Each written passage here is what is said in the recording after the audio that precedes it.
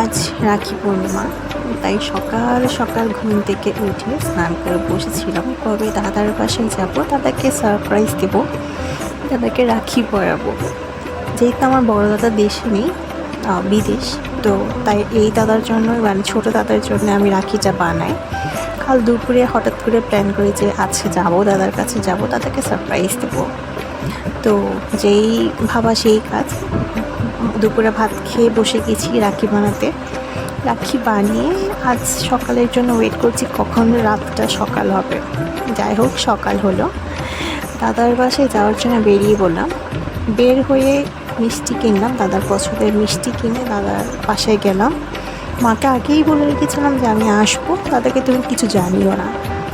তো দাদাকে কিছু জানানো হয়নি, যেহেতু দাদা বাইরে বেরোয়ার কথা ছিল, মা আটকিয়েছে, মা যেতে দেয়নি কোথাও, মা ঘরেই রেখেছিল দাদাকে।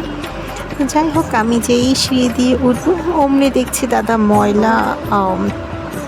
ময়লার প্যাকেট নিয়ে নিচে নামছে, যে ফেলে দেওয়ার জন্য, ডাস্টবিনে ফেলে দেওয়ার জন্য। ওরটুকু আমাকে দেখে নিয়েছে, আমার সব সারপ্রাইজ বন্ধ হয়ে গেল। আমি একটু দাদার শখ হওয়াটা ক্যাপচার করতে চাইছিলাম যদিও, তাও পারলাম না। আচ্ছা, যাই হোক, দাদার বাসায় গেলাম, তো দাদাকে দেখালাম রাখি দেখালাম। তো দাদা অনেক খুশি। এই দাদার জন্য রাখি নিয়ে গেছি দেখে বড় দাদা প্রচণ্ড রাগ, দাদার জন্য কেন নেই আর কেনই বা বড় দাদা মন খারাপ করবে বলুন। তাই দাদাকে একটা লাল সুতো হলেও পরিয়ে দিলাম, কিছু করার নেই, যেহেতু দাদা দেশের বাইরে।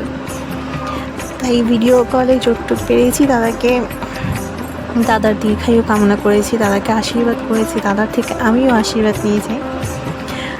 আর অনেক বছর পরে আজকে আমি আমার মনের মতো করে রাখি পূর্ণিমাটাকে এনজয় করলাম। অনেক বছর আগের কথা যদিও বা, আমি আমার এক দাদার জন্য খুব শখ করে রাখি কিনে আনি, বাসায় কিনে আনি। তো দাদাকে ফোনও করা হয়েছিল যে দাদাকে, তখন নতুন নতুন বিয়ে হয়েছিল দাদার। তো দাদাকে বলা হয়েছিল যে আমাদের ঘরে আসার জন্য, বাট দাদা আসেনি। সেই থেকে মন খারাপ করে কাউকে রাখি পরাইনি বা পরাতে পারিনি, ওরকম আমার সময়টা আসেনি। যাই হোক, আজকে পেয়েছি, আমি দুটো দাদা পেয়েছি, আর আমার দুটো দাদা আমার মতো একটা বোন পেয়েছে। যাই হোক, একটু শয়তান বোন, কিন্তু একটু শয়তান হলেও তো মেনে নিতে হবে, কি আর করা, তাই না? যাই হোক, আজকে আমি অনেক খুশি, আমি আমার দাদাদের রাখি পরাতে পেরেছি। যদিও বড় দাদা রাখি পরতে পারিনি, বিকজ দাদার জন্য বানাইনি বা দাদা দেশে নেই, তো ওটার জন্য একটু মন খারাপ হয়েছিল। বাট দাদাকে যাই হোক ফোনের দ্বারা হলেও আমি দাদাকে আশীর্বাদ করতে পেরেছি বা দাদা থেকে আশীর্বাদ নিতে পেরেছি। আজকের দিনটা কিন্তু আমার জন্য অনেক স্মরণীয় একটা দিন। যদি আমার ছোটো বোন অনেক মন খারাপ করেছে যে আমি আমার দাদাদের রাখি পরিয়েছি বা দাদাদের আশীর্বাদ নিয়েছি, কিন্তু আমার ছোটো বোন পারিনি। যাই হোক, কোনো সময় আসবে, ও পারবে কোনো এক সময়।